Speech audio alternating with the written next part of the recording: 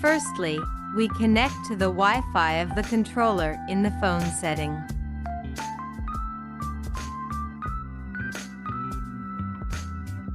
The default password is 88.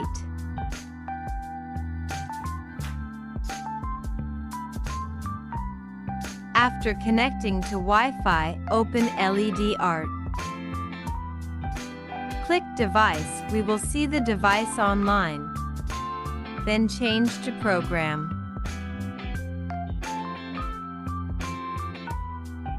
Create a new program. If the device is online, automatically read back device information. You can rename the program and click OK.